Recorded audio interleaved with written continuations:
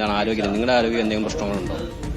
എനിക്ക് സിസേറിയൻ കഴിഞ്ഞതാണ്, 20 ദിവസമേ ആയിട്ടുള്ളൂ. പക്ഷെ കുഞ്ഞിന് വേണ്ടിയിട്ട് ഒരുപാട് ബുദ്ധിമുട്ടുന്നുണ്ട് ഞാൻ. കുട്ടിയുടെ ആരോഗ്യനില ഇപ്പൊ എങ്ങനെയാണ്? കുട്ടിക്കും ആരോഗ്യം അത്ര നല്ലതില്ല, എപ്പോഴും കരച്ചിലാണ്. ഇപ്പൊ ഇന്ന് 4 മണിക്ക് തുടങ്ങിയ കരച്ചിൽ ഇതുവരെ നിർത്തിയിട്ടില്ല. എന്തിനാണ് കരയുന്നത്? നമുക്ക് സാധാരണ ഒരു കുഞ്ഞാണെങ്കിൽ നമുക്ക് എടുത്ത് ഹോസ്പിറ്റലിലോട്ട് പോകാം, ചുമ്മാ ഹോസ്പിറ്റലിൽ കൊണ്ടുപോകാൻ പറ്റത്തില്ല. ഉള്ളിൽ ട്യൂബ് ഇട്ടിരിക്കുകയാണ്, നമുക്ക് എടുക്കാൻ പറ്റത്തില്ല.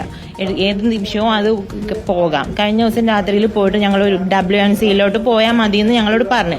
അവിടെ ചെന്നിട്ട് അവരെടുത്തില്ല. പിന്നെ വണ്ടാനം വരെ പോകേണ്ടി വന്നു. വണ്ടാനത്ത് പോയിട്ടാണ് ആ ട്യൂബ് ഇട്ടത്. അത് ആദ്യഘട്ടത്തിൽ ഒരു സൂചന നൽകിയിരുന്നല്ലേ? ഒരു സൂചന തന്നില്ല. കുഞ്ഞിന് കുഴപ്പമൊന്നുമില്ല, കുഞ്ഞിന്റെ വെയിറ്റ് ഒക്കെ കറക്റ്റാണ് എന്നൊക്കെയാണ് ഡോക്ടർ പറഞ്ഞിരിക്കുന്നത്. ലാസ്റ്റ് നിമിഷവും ഞാൻ ചോദിച്ചിട്ടും ഒരു കുഴപ്പമില്ലെന്നാ പറഞ്ഞത്. സ്കാനിങ് നടത്തിയ ലാബിൽ നിങ്ങൾ ഡോക്ടർമാരുണ്ടായിരുന്നു, സ്വകാര്യ ലാബിൽ? ആ, ഡോക്ടറാണ് സ്കാൻ ചെയ്തത്. ഡോക്ടറാണെന്ന് പറഞ്ഞാണ് സ്കാൻ ചെയ്തത്. പിന്നീട് എങ്ങനെയായിരിക്കും ഇതിലൊരു വീഴ്ച സംഭവിച്ചത് നിങ്ങൾ സംശയിക്കുന്നു? അവർ കറക്റ്റായിട്ട് നോക്കി കാണത്തില്ല. സ്കാൻ ചെയ്യുമ്പോഴത്തേക്കും സാധാരണ കാര്യങ്ങൾ മാത്രമേ അവർ നോക്കി കാണത്തുള്ളൂ, കൂടുതൽ വിശദമായിട്ട് അവർ ചെയ്ത് കാണത്തില്ല. പുഷ്പ അതേപോലെ തന്നെ ഷെർലി ഡോക്ടർമാർ പറയുന്നത് അവരുടെ ഒരു വീഴ്ചയല്ല, കാരണം റേഡിയോളജിസ്റ്റ് ആണ് ഇത് സംബന്ധിച്ച റിപ്പോർട്ട് നൽകേണ്ടത്. പക്ഷെ അങ്ങനെ റിപ്പോർട്ടിൽ ഉണ്ടായിരുന്നില്ല. പക്ഷെ അവര് വണ്ടാനത്തെ ഹോസ്പിറ്റലിൽ നിന്ന് ഞങ്ങൾ ചെന്നുടനെ അവർ പറഞ്ഞല്ലോ കുഞ്ഞിന് അനോമലീസ് ഉണ്ടാവാമെന്ന്.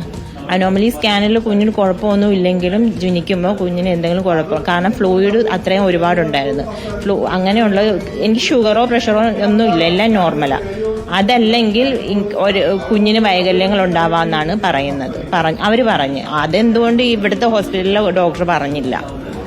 ഇനി എങ്ങനെ കുഞ്ഞിന്റെ ഭാവി എങ്ങനെ വളർത്തുന്നതൊക്കെ എങ്ങനെയായിരിക്കും? ട്രീറ്റ്മെന്റ് കൊടുക്കണം, അല്ലാതെ അതിനെ കൊണ്ടൊന്നും കണ്ണുപോലും തുറക്കാത്ത കൊച്ചാ. സാമ്പത്തിക സാഹചര്യം ഇല്ല. എന്താ ഭർത്താവിന് ടാക്സി ഓടിക്കുകയാണ്, മറ്റു വരുമാനങ്ങളൊന്നുമില്ല. സുജയ, അതായത് സുറുമിയാണ് നമ്മളോട് സംസാരിച്ചത്, കുഞ്ഞിന്റെ അമ്മയാണ്. അത്രത്തോളം ആരോഗ്യ പ്രശ്നം കൊച്ചിലുണ്ട്. അത്തരത്തിൽ ഭാവിയിൽ എങ്ങനെ വളർത്തുമെന്നുൾപ്പെടെയുള്ള ആശങ്കയിലാണ് ഇവരുള്ളത്. സാമ്പത്തിക പ്രശ്നം ഉൾപ്പെടെയുള്ള കുടുംബമാണ്. ആ രീതിയിൽ വലിയ പ്രതിസന്ധിയാണ് ഇവർ മുന്നോട്ട് വെക്കുന്നത്. ഒപ്പം നിലവിൽ എന്തായാലും നമ്മുടെ വാർത്തയുടെ അടിസ്ഥാനത്തിൽ ഇപ്പോൾ ആരോഗ്യവകുപ്പ് ഡയറക്ടർ ഇതുമായി ബന്ധപ്പെട്ട അന്വേഷണത്തിന് ഉത്തരവിട്ടു എന്നുള്ളതാണ്. കടപ്പുറം സ്ത്രീകളുടെയും കുട്ടികളുടെയും ആശുപത്രി സൂപ്രണ്ടിനോട് അതുമായി ബന്ധപ്പെട്ട് അന്വേഷിക്കാൻ വേണ്ടി നിർദ്ദേശിച്ചിട്ടുണ്ട്.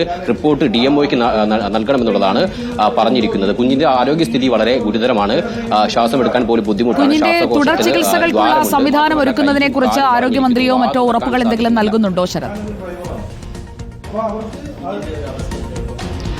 നിലവിൽ അതുമായി ബന്ധപ്പെട്ട് ആരോഗ്യവകുപ്പിനെ നമ്മൾ ബന്ധപ്പെടുന്നുണ്ട്, പക്ഷേ അത്തരം പ്രതികരണങ്ങൾ ലഭിച്ചിട്ടില്ല. അപ്പോൾ എന്തായാലും വാർത്തയുടെ അടിസ്ഥാനത്തിൽ അന്വേഷണം ഉൾപ്പെടെ നടത്തി ഏത് രീതിയിലാണ് ഈ വീഴ്ച സംഭവിച്ചത് എന്നുൾപ്പെടെയുള്ള കാര്യങ്ങൾ പരിശോധിക്കാനാണ് ആദ്യഘട്ടത്തിൽ ആരോഗ്യവകുപ്പ് നീങ്ങുന്നത്. അതിന്റെ ഭാഗമായാണ് ഇപ്പോൾ ആരോഗ്യവകുപ്പ് ഡയറക്ടർ ഈ അന്വേഷണം നടത്താൻ വേണ്ടി നിർദ്ദേശിച്ചിട്ടുള്ളത്. പ്രധാനമായും ഈ ഡോക്ടർമാർ, അതായത് 4 ഡോക്ടർമാരാണ് ഈ കേസിൽ ഇപ്പോൾ പ്രതികളായിട്ടുള്ളത്. അതിൽ 2 പേർ ഈ സ്ത്രീകളുടെയും കടപ്പുറത്തെ സ്ത്രീകളുടെയും കുട്ടികളുടെയും ആശുപത്രിയിലെ ചികിത്സിച്ച ഡോക്ടർമാരാണ്. ഒന്ന് ഷെർലി, ഒന്ന് പുഷ്പ എന്ന ഡോക്ടർമാരാണ്. ഇവർ പറയുന്നത് ഈ നേരത്തെ അല്പസമയം മുമ്പ് നമ്മൾ പുഷ്പയുടെ ഉൾപ്പെടെ പ്രതികരണം തേടിയിട്ടുണ്ടായിരുന്നു. അവർ പറയുന്നത് ആദ്യത്തെ 2 മാസം മാത്രമാണ് താൻ ചികിത്സിച്ചത്. പക്ഷേ ആ ഘട്ടത്തിൽ ഇത്തരം പ്രശ്നങ്ങൾ അല്ലെങ്കിൽ ഇത്തരം പ്രതിസന്ധി ഉണ്ടെന്നത് തനിക്ക് മനസ്സിലാവാൻ സാധിക്കില്ല, കാരണം ഇത് റേഡിയോളജിസ്റ്റാണ് ഇക്കാര്യങ്ങൾ കണ്ടുപിടിക്കേണ്ടത്. പക്ഷേ അത്തരം ഒരു റിപ്പോർട്ട് ഉണ്ടായിരുന്നില്ല. ഈ സമാനമായ മറുപടി തന്നെയാണ് ഷെർലിയും പറയുന്നത്.